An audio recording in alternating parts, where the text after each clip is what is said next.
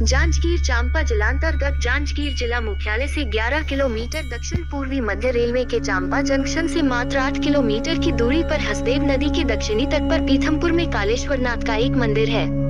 जांजगीर के कवि श्री तुलाराम गोपाल ने शबरीनारायण और सात देवालय में पीथमपुर को पौराणिक नगर माना है। प्रचलित किंवदंती को आधार मानकर उन्होंने लिखा है कि पौराणिक काल में धर्म वंश के राजा अंगराज के दुराचारी पुत्र राजा बेन प्रजा के उग्र संघर्ष में भागते हुए यहाँ आए और अंत में मारे गए। चूंकि राजा अंगराज बहुत ही सहिष्णु, दयालु और धार्मिक प्रवृत्ति के थे, अतः उनके पवित्र वंश की रक्षा करने के लिए उनके दुराचारी पुत्र राजा बेन के मृत शरीर की ऋषि मुनियों ने इसी स्थान पर मंथन किया। पहले उसकी जांघ से कुरूप बौने पुरुष का जन्म हुआ। बाद में भुजाओं के मंथन से नर नारी का एक जोड़ा निकला, जिन्हें पृथु और अर्ची नाम दिया गया। ऋषि मुनियों ने पृथु और अर्ची को पति पत्नी के रूप में मान्यता देकर विदा किया। इधर बौने कुरूप पुरुष महादेव की तपस्या करने लगा। उनकी तपस्या से प्रसन्न होकर महादेव उन्हें दर्शन देकर पार्थिव लिंग की स्थापना और पूजा अर्चना का विधान बताकर अंतर्ध्यान हो गए।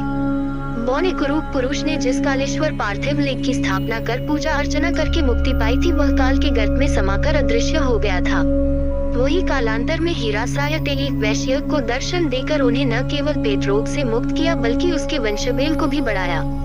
श्री तुलसीराम पटेल द्वारा सन 1954 में प्रकाशित श्री कलेश्वर महात्म्य में हीरासाय के वंश का वर्णन है।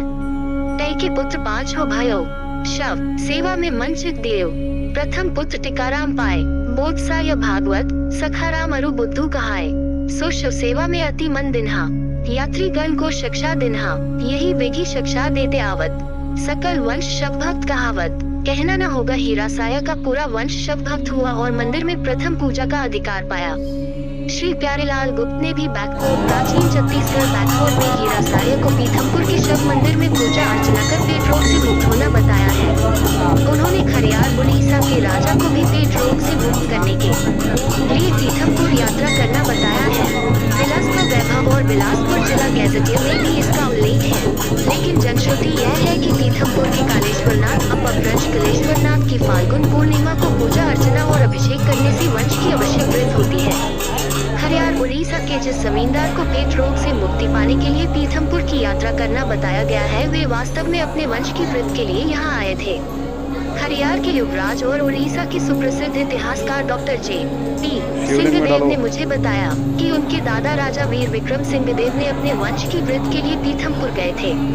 समय आने पर कालेश्वरनाथ की कृपा से उनके 2 पुत्र क्रमशः आर्तातन देव और विजय भैरवदेव तथा 2 पुत्री कनक मंजरी देवी और शोभिया मंजरी देवी का जन्म हुआ। वंश वृद्ध होने पर उन्होंने पीथमपुर में एक मंदिर का निर्माण कराया, लेकिन मंदिर में मूर्ति की स्थापना के पूर्व 36 वर्ष की अल्पायु में सन 1912 में उनका स्वर्गवास हो गया। बाद में मंदिर ट्रस्ट द्वारा उस मंदिर में गौरी पार्वती जी की मूर्ति स्थापित कराई गई। यहाँ एक किंवदंती और प्रचलित है, जिसके अनुसार एक बार नागा साधु के आशीर्वाद से कुलीन परिवार की एक पुत्रवधू को पुत्ररत्न की प्राप्ति हुई।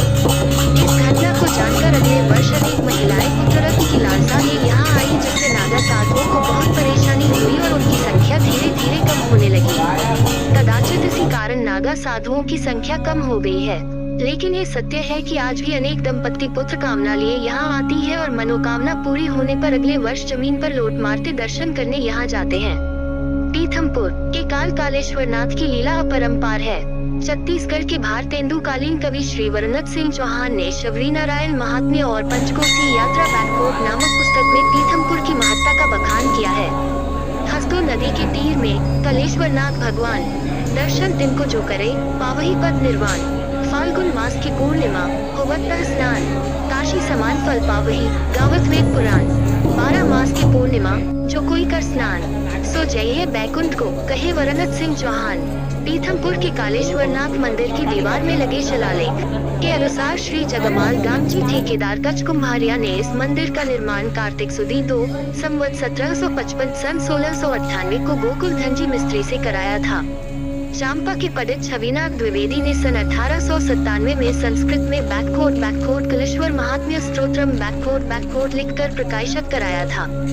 इस ग्रंथ में उन्होंने कालेश्वरनाथ का उद्भव चैत्र कृष्ण प्रतिपदा संवत 1940 अर्थात सन 1883 को होना बताया है। मंदिर निर्माण